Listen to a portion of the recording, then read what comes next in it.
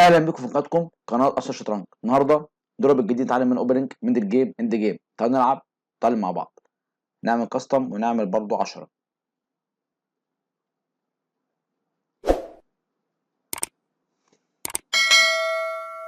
مش عارف الكاستم ما بقاش يجي بسهوله دلوقتي، مش عارف ليه يعني، مع الناس كده بتلعب. يعني بيقول لك هنا بيلعب 30000 واحد لعب واحد، يعني مفيش واحد منهم يطلع كده يلعبنا الضرب دي يعني. بس اغلبيه الناس بتلعب ببوليت بليدز. البوليت ده بصراحه انا ما بحبوش خالص خالص، مش بعتبره شطرنج بصراحه يعني البوليت ده. طب نعمل 10 عادي.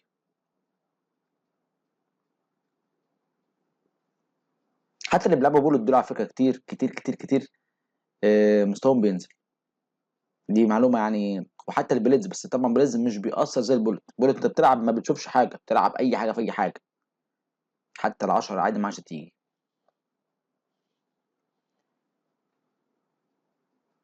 نجرب كاستم تاني يمكن يجي. جه 2475. طب نلعب دي 4 سي 4 عادي جدا، نلعب عادي مفيش اي مشاكل. طبعا المنظر هيلعب كده هند الملك او جرونفيلد. لعب هند الملك اف 4.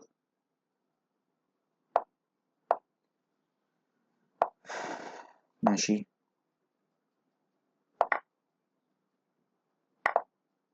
طالما عارف اوبننج العبه على طول، ما تطولش. يعني عارف الاوبننج ده بيحكي عن ايه، العبه على طول. ما تفكرش في الاوبننج. ده بينطبق على كل، يعني على الرابد او الكلاسيك. لان بعد كده هتحتاج الوقت ده بعدين. لما تزنق في الوقت هتحتاج الوقت ده بعدين.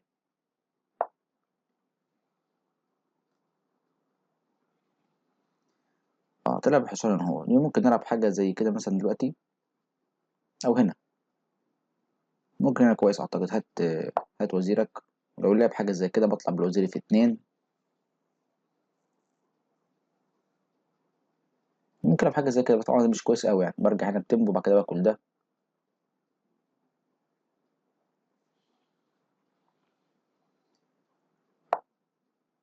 ده نكش. ممكن اكله على طول، ياكل الفيل. طب ممكن امشي كده عادي برضه، مفيش أي مشكله. هات وزيرك برضه.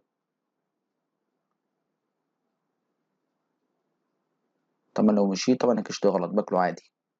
لو مشيت ممكن يلعب حاجه زي كده. ده بيعرض التعادل. ليه بيعرض التعادل؟ في حاجات مصيبه هو عملها.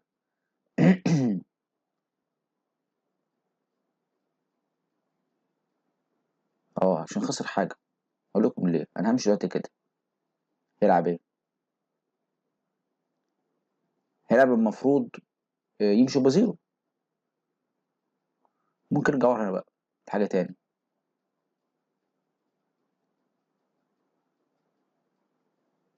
انا امشي شابر التعادل. على فكره خلي بالك، في ناس تعرض عليك التعادل وهي يعني دورها كويس مش وحش. يعني في ناس دورها يبقى وحش يقول لك ايه تعادل، فانت توافق يقول لك خلاص تمام، هو كده رفد منك. في ناس بقى اللي بيكون دورها ايه، مش قوي، مش وحش او كويس، او عنده لقطه مكسب مثلا، بس هو ايه مستني منك انك انت ايه ترد عليها صح. تقبل التعادل او مثلا تقول له لا مش تعادل العب، وتلعب لعبه انت لعبه غلط، يروح هو مصطادك ما يسيبكش. طبعا المفروض يلعب حاجه زي كده دلوقتي. هو المفروض يعني يرجع بفيل تاني. ليه؟ لو لعب حاجه زي كده مثلا باكل. اه ده لعب دي اصلا كمان. طب شفت بقى يعني عرض التعادل ليه دلوقتي؟ هو ممكن ياكل وزيره، ياكل وزيري.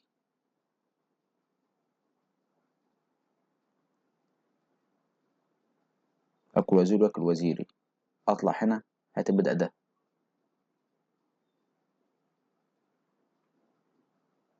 ياكل اكل ياكل، امشي هنا يرجع يحميه.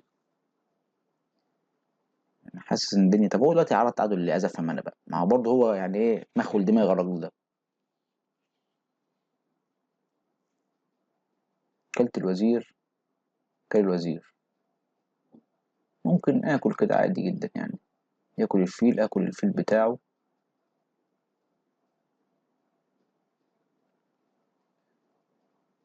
مبدئيا أنا ممكن امشي كده برضه على فكره، خلي بالكم.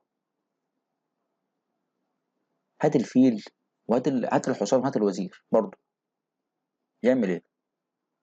ده خسر حاجه كده برضه. يعني انا مشيت كده دلوقتي، هات ده كده وهات وزيرك برضه. طبعا دي منظره مش صح يعني.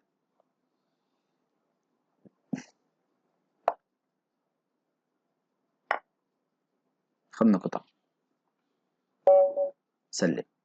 طبعا حل الدور برضه بكلم على الدور تاني بسرعه على السريع كده، عشان برضه ما ينفعش دور واحد بصراحه يعني. دي 4 طبعا لعبنا، هو لعب كينجز اند، لعبنا 4 بول اتاك. ده كله كتاب. طبعا سي 5 تبيتها برضه بيست موف على الانجن، ثلاثه بالحصان. سي 5 ده كله بيست موف على الانجن. اي 6 طبعا دي بقى الاكله دي مش بيست موف. المفروض في الموقع بتلعب بيشوب اي 2، ده اللي بيقوله هو يعني. النقله الثانيه تاكل بدأ في بدأ، ياكل بالفيل. طبعا في بالفيل وفي بالبدأ. طبعا بالبدأ البيست موف، هو اختار النقله الثانيه. لا بالفيل طبعا عشان العب الاف 5. طبعا في ناس هنا بتلعب رخ واحد، طبعا دي مش البيست موف على الانجن، دي نقله تلاقيها مثلا النقله الثالثه على الانجن. المفروض بيلعب هنا بيقول لك البيست موف كوين دي 7. ومش كتير على فكره بيلعبوها. يعني انا بلعب الفوتبول اتاك التفريعه دي كتير جدا ضد البيشوب اي 6 دي. يعني بيشوب اي 6 ما حدش بيلعب كوين دي 6 7 خالص، ما شفتهاش ابدا. دي البيست موف على فكره، يمكن الناس مش عارفاها، مش عارفه دي كتير، مش دارجه. بيقول لك يا اما بيلعب كوين دي 7، يا اما بيرجع بفيل خطوه ورا. واغلبيه الناس بتلعب اللعبه دي على فكره، اغلبيه الناس بتلعب دي. في ناس بتلعب بيشوب جي 4 دي النقله الرابعه، لكن اغلبيه الناس بتلعب ان سي 6، اغلبيه الناس. ودي النقله الخامسه على الانجن، ما ده اللي مستغرب له برضه يعني. زقت عليه طبعا بيست موف، رجع ورا. تبيتا لعب حصان، دي النقله رقم يعني 2 على الانجن. هات وزيرك طبعا مش بيست، يعني برضه دي النقله يمكن رقم 2 على الانجن. اه يعني في بيشوب اف 4 وفي بيشوب ايه جي 5. بيشوب جي 5 لعب بكش، مشيت هنا على التعادل. يعني هنا حتى الماده الكش على التعادل، ما اعرفش ليه. بقى كده عمل البلندر دي. طب انت شوف انا عمال احسب، كنت عمال احسب ايه؟ ياكل ياكل. طب ما يا عم في لعبه اسهل، كوين اي 2. هات الحصان وهات هات الحصان ده وادي الوزير. يعمل ايه؟ طبعا راح ولاعب طبعا بلندر، كانت الحصان سلم. طيب نلعب دور تاني،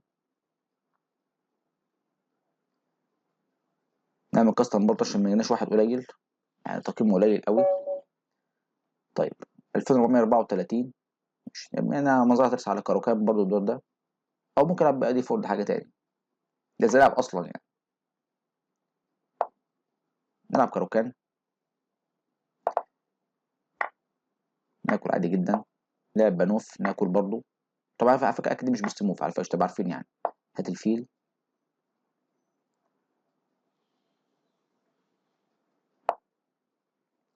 اه طبعا خلي بالك، هو عايز ايه دلوقتي؟ هو عايز يدي كش دي وياخد ايه، ياخد الوزير على طول.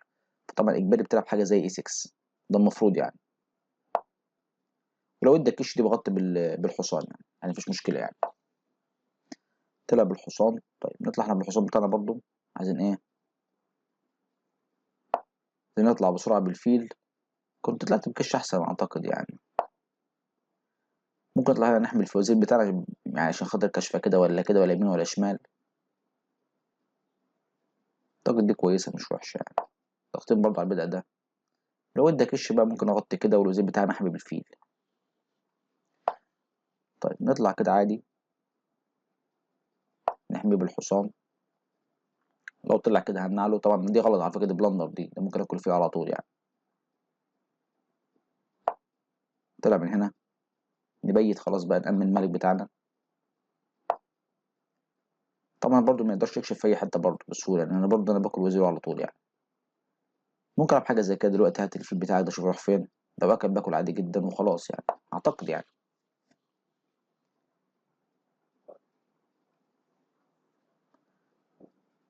عايز بقى ممكن اطلع الفيل بتاعي من هنا كده، كان باكل عادي جدا. اطلع بالفيل كده بي 6، بشوف بي 7، وانتشر اه عايز يكسر اللي مش عارف انا يعني، كل حاجه في حاجه يعني. ممكن ارجع كده عادي. طبعا لو كلت كده اكل بالوزير، امشي بوزيري، ممكن حاجه زي كده. هدا يعني. ممكن نخلص الامور شويه كده. هات البدأ ده. بس ممكن أعمل حاجه زي كده دلوقتي كويس. هتمات، بس ممكن العب له اف 5 في وشه. انا عايز اطلع بفيل كده في كده، هتمد منطقيه.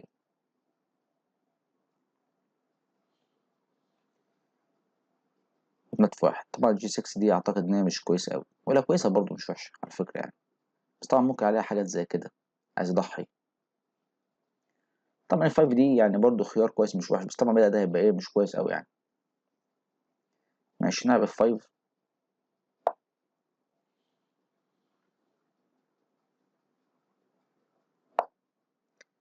نطلع بالفيب عشان نحرر الدنيا.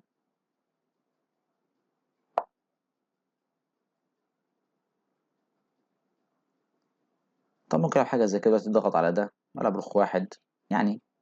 ممكن العب حاجه زي كده برضه، بس طبعا اكل ده ياكل ده، فطبعا اكل دي مش صح يعني. لو اللعب دي ممكن امشي بالفيل بتاعي مثلا يعني.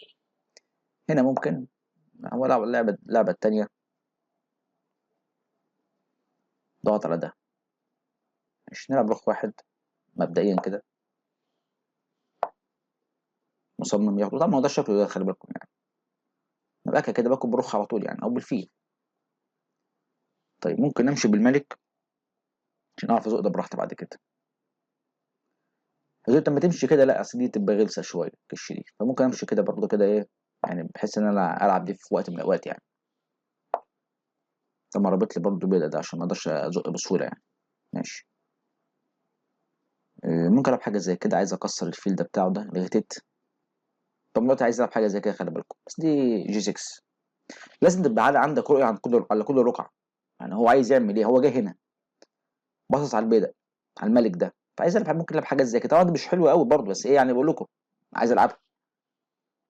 في حاجات زي كده دلوقتي، هات الرخ في حاجه زي كده. هي دي كويسه برضه عشان خاطر تحمي بدأ ده بالزياده بالايه بالوزير، بحس الف بقى كده فيلي كده اهو.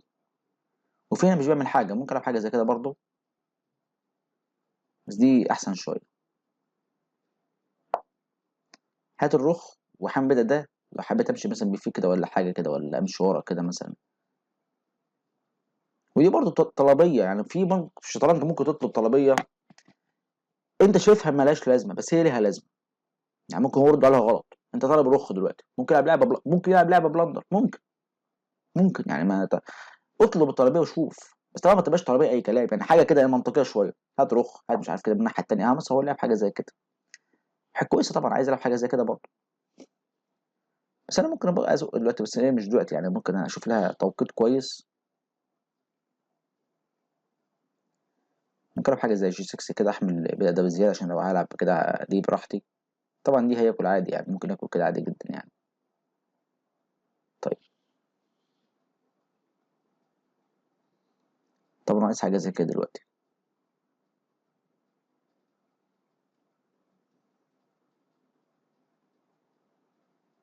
ممكن العب رخ اتنين وايه، واحمل بزياده.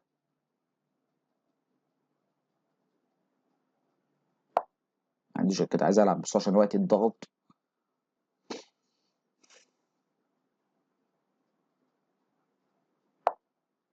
نحمي.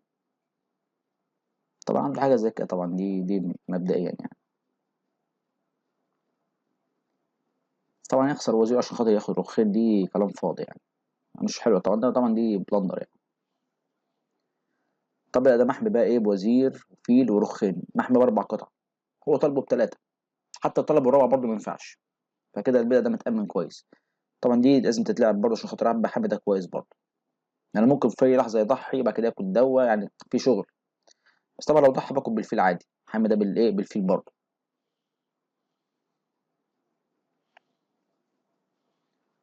طبعا لو طلبني حاجه زي كده برجع بالفيل هنا، عايز اجي هنا هدول دي وبوظ الجوزه بتاعته. ودي طبعا مش حلوه قوي خلي بالك، بتضعف المربعات البيضاء اللي حوالين الملك، وعندي فيل طبعا بيشتغل يعني الدنيا ايه. دي يعني تعتبر ايه، مش عارف يعني ما. انا مره قلتها في فيديو، البدع اللي بيتزق ما بيرجعش تاني، فلازم يتزق بحساب. طبعا هو جه هنا عايز مش عايز عايز اكل كده خلي بالكم. ايه، عايز اكل كده اه، اكل كده ياكل الرخ بتاعتي. ممكن العب حاجه زي كده دلوقتي، حميت الرخ بتاعتي وطالب البدع بتاعه. ممكن اعمل حاجه زي كده دلوقتي، حامل الرخ بتاعتي بالوزير عشان اوضحها اكل براحتي. منطقيه. ارجع اضغط على البدء ده.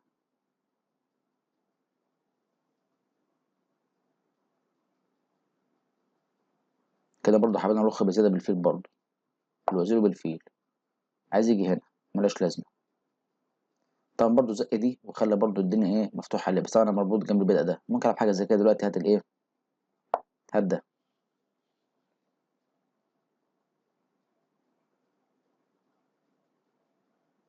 اكل بالوزير الشخصيه ممكن يعني. ساب الايه، ساب البيضه بحيث ياخد ده زيه، بس ده محمي برضه.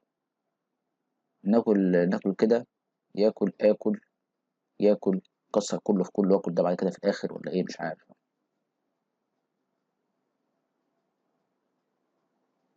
واحد اتنين تلاته، وطالبه واحد اتنين تلاته اربعه. لو كلنا كده ياكل اكل، ياكل اكل، ياكل بالفيل. العب حاجه زي كده ممكن، بس طبعا مش صح عشان ده تبقى رخ مطلوبه. ممكن اكل كده دلوقتي.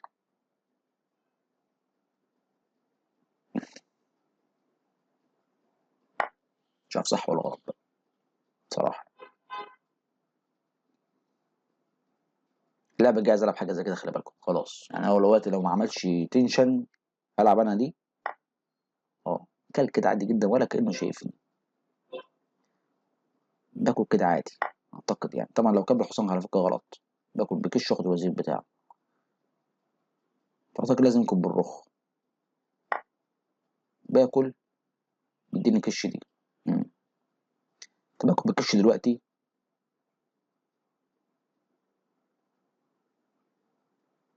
اكل بكش دلوقتي واكل وزير واكل الرخ بعد كده خدت فرق. اعتقد ده كلام صح اعتقد يعني.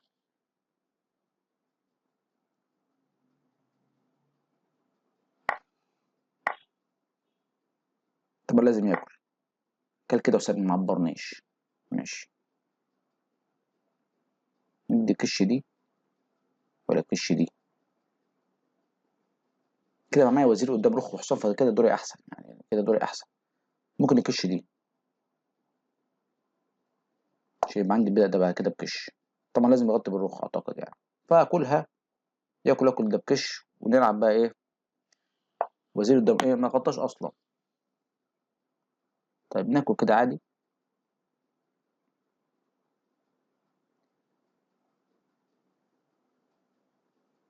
طب استنى، كش تاني كده يروح فين؟ ده كده يكون اساسا. مفيش كشات تاني غير، ولا كش تاني على فكرة. ناكل دي الاول بقى كده نشوف. طبعا هو عايز ايه يلعب دي. طيب ناكل كده عادي جدا. ناخد بادئ حامينا ده، وده برضو محمي خلي بالكم بالوزير. عشان لو حب يعمل كده مات ولا يمين ولا شمال يعني. خلي بالكم عايز كش برضو اخد الرخ بتاعته. بس الكش يغطي بالرخ نفسها شخصيا يعني. وراجل سلم. معرفش سلم ليه. انا ممكن انا لو مكانه هكمل يعني، ما نحل الدور.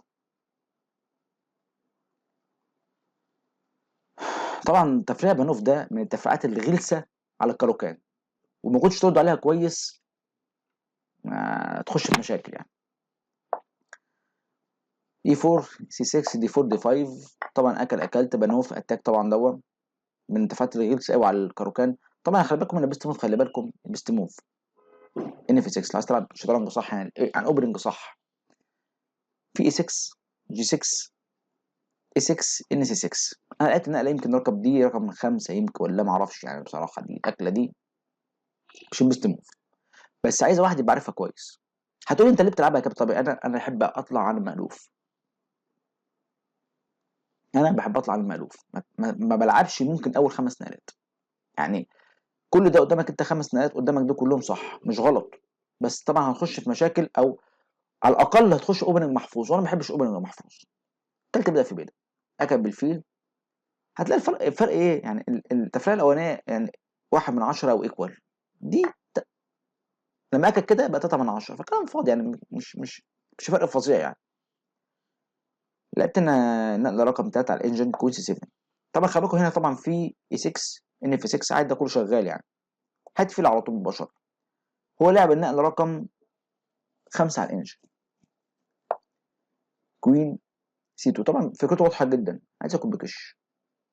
طبعا الكش ده مالوش لازمه، طبعا خلي بالكم بغطي بالايه بالحصان عادي، مفيش اي مشاكل. بس اعتقد لو لعبت حاجه زي كده مثلا، يعني مثلا يعني لعبت حاجه زي كده، يعني فكرته دي مش هاخد منك حاجه، ممكن تغطي بالحصان اجباري يعني. بس طبعا انت ايه الاجباري عندك البيست موف هي اي 6 لازم، عشان حتى لما يديك الكش دي وتغطي بالحصان ما بقاش عنده الايه الدي 5. طبعا تلعب بالحصان، طلعت بالحصان، طبعا هنا البيست موف برضه بيقول لك تلعب بالحصان كده اهو، مفيش مشاكل يعني، مش غلط يعني. دي برضه رقم 4 على الانجن يعني. تابيتا بيشوب دي 6، طبعا دي النقله رقم 2 على الانجن. لعب بيشوب جي 5، حميت الحصان عندي جدا، طلع بالحصان بيت، طبعا كده بقى تفوق 1 من 10 ليا او ايكوال يعني شوف الدنيا قلبت ازاي عادي. لعب رخ واحد، طبعا ما تخوفنيش عادي جدا. لعبت هات الفيل بتاعك، اكلت عادي بالحصان، طلع هنا برضه كسرني. طبعا هنا كان المفروض العب حاجه زي كده، بيقول لك دي الاولى على الانجن يعني. هات الرخ، ولو اكل، بس طبعا هنا لو اكل هاكل كده الدنيا مش حلوه قوي يعني مش عارف الدنيا هتكمل ازاي يعني، غريبه يعني. بيقول لك تفوق 2 من 10 للاسود. طبعا لعبت لعبه منطقيه اللي هي رقم 4 على الانجن، كلت الحصان اكل. لعبت بيقول لك هنا كسر معاه، يلعب حاجه زي كده. طبعا ما عجبتنيش برضه، لعبت رقم 4 على الانجن، هات البيضه، ومشيت من ايه من وش الرخ دي، لان هو برضه في اي لحظه عايز ايه ياكل فلفل بيضه مثلا. طبعا لعب هنا بيشوت دي 3 هتمات. طبعا الاولى على الانجن كان جي 6، بس انا مش كانتش عاجباني بصراحه، يعني شايف بقى كده في خطوره، حاجات زي كده، حاجات زي كده، كده في كده في خطوره. فقلت لا، نلعب ايه اللي انا تاني على الانجن اف 5. مشي بالوزير، بيشوب دي 7 عادي جدا. لعب هات الضغط على البيضه، لعب رخ واحد، طبعا مش احسن حاجه برضه، بيقول لك إيه، العب هنا دي، بس طبعا دي مش تعجبني، ان انا برضه هتبقى رابط الرخ جنب البيضه كده، انا عايز يحمى من تحت عادي جدا، مفيش مشاكل عادي يعني. ضغط على البيضه تاني، هنا بيقول لك العب بيشوب سي 6، مش عارف ايه معناها، طب ما ياكل كده، مش فاهم يعني، مش عارف. بيقول لك دي بيست موف، معرفش ازاي يعني، انا لما اكل ده بكش كده فيها حاجه غلط ولا ايه يعني، بيقول لك تمشي كده عادي جدا، ده يبقى مربوط يعني، طب ممكن حاجه زي كده تاكل عادي. مش عارف يعني، ممكن يقول لك حاجه في حاجات زي كده يعني. ما بحبش اخش برضه لعب، ده لعب انجن، فما بحبش نفسه يدخل نفسه في مشاكل. لعب المنطقي، شبه ملك من وش الرابطه، جه برضه راح ايه، جه بالوزير في وش الايه البدء، مفيش مشاكل. دي طبعا مش بيست موف يعني، المفروض العب حاجه زي كده دلوقتي. برضه مش عارف ايه حكايه البيشوب سي 6 دي، مش عارف انا. المهم لعبت هات الرخ، لعب كده عادي جدا عايز يجوز. لعبت رخ 2، جوز حميت. لعبت الحصان، هو عايز طبعا حاجه زي كده، منتهى البساطه يعني، منتهى البراءه. لعبت كوين دي 6 برضه، اللعب الخمسه على الانجن، بيقول لك العب حاجه زي كده دلوقتي، انا لعبتها بعدين يعني. حميت بالوزير، وفي نفس الطلب كده بدأ بكش، زح عليا، رجعت ورا، رجع بالحصان. جيت هنا عادي جدا، لعب دي، كلت فلفل بيتا. طبعا هو رزع بلندر محترم يعني، كل كده. طبعا دي مش حلو على فكره يعني، انت لما تمشي وراها كده كذا نقله هتلاقي ان هو يخسر حاجه، على الاقل يخسر فرق، هيخسر حاجه يعني. كلت عادي جدا، اكل بالرخ، كلت بكش بسمه على الانجن. على فكره دي ما فيش غيرها، عشان تاخد تفوق في الموقف ده لازم تاكل كده. هتاكل كده دور هياكل، هتاكل كده دور ياكل. بس على فكره دي لو كلت كده بياكل، لازم ياكل بكش الاول، طبعا هيبقى عنده كش دي جامده قوي. فطبعا كلت بكش، اكل، خدت وزيره. طبعا لو اكل كده خلي بالكم يخسر فرق، خلاص اكل رخ في رخ، خلاص معايا رخين قدام وزير، قدام رخ وحصان. فطبعا لازم يمشي. اكل في الاول، اديته كش، مشي، كلت عادي جدا، اكل، كلت وزير في بيدا. هو هنا سلم. طبعا هنا خلي بالكم متفوق 4، فهو يعني طبعا دي بلندر، خلي بالكم دي بلندر ليه؟ كش على طول تاخد الرخ، ما عندوش تغطيه، خلي بالكم حصان قافل على الرخ. طبعا في حاجه زي كده، طبعا هو بيقول لك العب اتش 4، عايز يلعب حاجه زي كده وينزل كده يديك مات يعني، دي حاجه تاني يعني، وينزل كده ده كذا خطوه، طبعا الموضوع هيطول قوي يعني. طبعا في موقف ده طبعا سلم.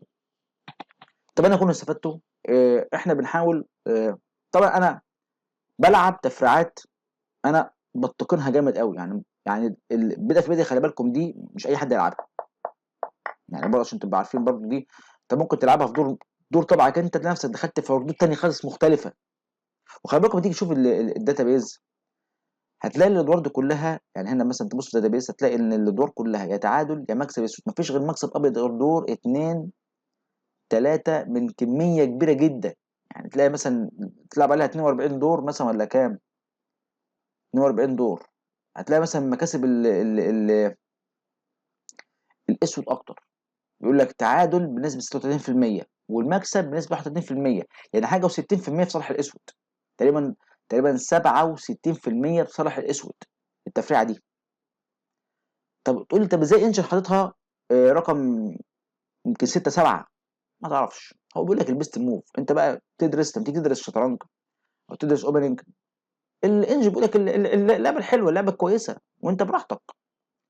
في طبعا نقلات مش معروفه، يعني في سايد لاينز كتير جدا جدا، منها دي، من الاكله دي، مش النقله بيست موف. بس طبعا دي باللعب الصح بالاسود، اللعب الصح تشوف الدور بيبقى ماشي ازاي عادي جدا، مفيش اي مشاكل خالص، انت بالعكس بيبقى انت متفوق عليه شويه كمان. طب انا كنت استفدتوا. ما تنسوش تعملوا لايك واشتراك وتفعلوا الجرس توصل لك كل جديد. سلام.